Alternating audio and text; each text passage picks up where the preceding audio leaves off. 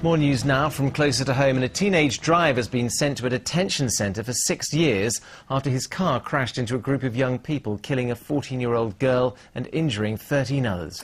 Ben Gemmell's car left the road at Thorpe Bay near Southend in March. Eleanor McGrath was seriously injured and died later in hospital. Lorna Ramsey reports. As the victims' family and friends came out of Basildon Crown Court, it became clear just how many people have been affected by this crash. Today, the driver, Ben Gemmell, who's 17 and from Thorpe Bay near Southend, was sentenced to 6 years in a young offenders institution after admitting causing death by dangerous driving and 8 counts of grievous bodily harm. He had only passed his test 3 weeks before the crash at Tyrone Road in Thorpe Bay on March the 6th. The court heard he swerved towards a large group of teenagers who were walking on the pavement to scare them after he believed someone spat at his car. His legal team made this statement on behalf of Gemmell and his family. He will have to live with the consequences of his actions for the rest of his life. Mr. and Mrs. Gemmell would like to add that the last months have been difficult for them and their family, but they appreciate that this is nothing compared to the suffering felt by the victims and their families. All of these people will remain in their prayers. Eleanor McGrath, who was 14 and lived in Shoebury Ness, died as a result of her injuries. Jack Horton, who's 16, has been left in a vegetative state. This is the first time his family have left his bedside. After the hearing, Eleanor's family released a statement which was read by the police. Our thoughts and prayers remain with all those affected, and in particular the Horton family, as they continue their bedside vigil for Jack, who remains in a serious condition and will need care for the rest of his life. The judge said Gemmell had used his car like a toy. It was an act that has tonight left him behind bars, and the family's struggling to cope with the tragic consequences. Lorna Ramsey, Anglia News, Basildon. The biggest car park in Ipswich is to be demolished after engineers discovered major structural problems. Ipswich Borough Council has decided to permanently close the 1,000-space Crown car park, which has been riddled with faults since the 1980s. It had been temporarily closed after corrosion was found last month. The move comes as town centre businesses prepare for the busy run-up to Christmas, but the council believes the town has enough parking to cope. There are still some 4,200 spaces in Ipswich available for Christmas traffic, which is equivalent to the numbers in Colchester and Cambridge. So there are still plenty of car parking places in Ipswich that should be able to cater for people who wish to come into the town to do their Christmas shopping. Now for Chloe Baird, things have never been easy. The 8-year-old from Sutton near Great Yarmouth has been in and out of hospital for most of her young life. But now she's hoping to help other children in a similar position after a charity selected her design for its Christmas card appeal. And she got a special helping hand, as Alpa Patel now reports. He's an Aston Villa player who wears number 7. She's an 8-year-old who prefers the number 9. Together, they are aiming to score thousands for the charity Well Child. Are you happy that they chose your design? Yeah. Why are you happy? Because I didn't know. I was getting so worried if they won't choose it, but they did. When she was 3, doctors discovered a large cyst on Chloe's brain.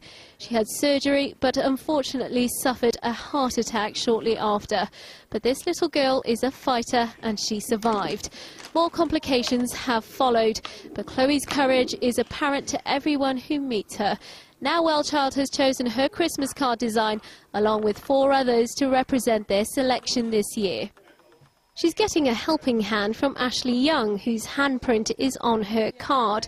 4 other prominent footballers have lent their names and indeed their hands to the campaign. Chloe's mother Sarah says it's a great cause. Well Child provided them with a nurse for help and support through Chloe's tough times. You just need someone to do all the technical bits for you. Everyone's giving you all this technical information, you don't take it in, so she was basically there to be a friend, to look after Chloe. But the tough times are getting better. For the past few months, Chloe has been going to school and she's been able to be a proper big sis to her brother Lewis. Her wish this Christmas is that her cards can raise thousands for the charity that's made such a difference to her life. Go! Alpa Patel, Anglia News. That's certainly our wish as well. Well, staying with their footballers, League One crisis club Southend United will now learn on Monday if they're to enter administration. The Shrimpers have an outstanding tax bill of almost £700,000 and debts of £2 million. A High Court decision on putting the club in administration, which would result in a 10-point deduction, was expected today. But the hearing was adjourned until Monday, after the club said it would pay the tax bill.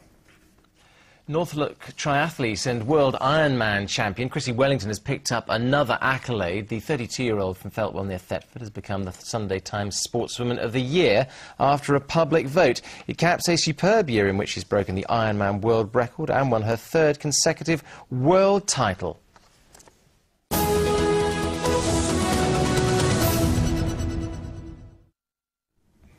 Now, over the past 6 months, the expenses crisis has dominated Westminster.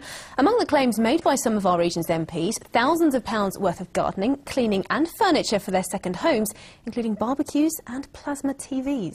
Well, today, Sir Christopher Kelly, the man asked to rewrite the rules on MPs' expenses, published the proposals. And already, some of our MPs aren't happy. Well, we can go live now to Westminster. Our political correspondent, Emma Hutchinson, is there. Emma, extremely tough new rules for the MPs. I'm sure they're not a happy bunch this evening.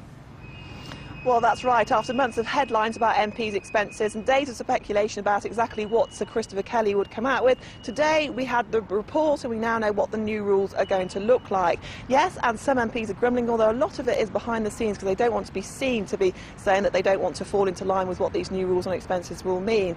What they will mean is an end to some of those rather lavish expenses we've seen some of our MPs claiming. So no more claims for things like cleaning, gardening, furniture, so no more barbecues, no more televisions, no more claims for dry rot or expensive paint. In fact, MPs won't be able to have second homes at all. They won't be able to buy second homes. They'll only be able to rent somewhere or stay in a hotel if they do need to stay overnight at Westminster. Another thing Sir Christopher Kelly has recommended is that MPs shouldn't be allowed to employ their partners. Now, that's something that has upset a number of MPs across our region who do just that. In Wellingborough, Peter Bone, the Conservative MP there, employs his wife Jenny to do his secretarial work.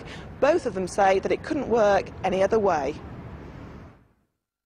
I think it will affect how well Peter works. He will need to employ somebody, so it's not going to cost the taxpayer any less.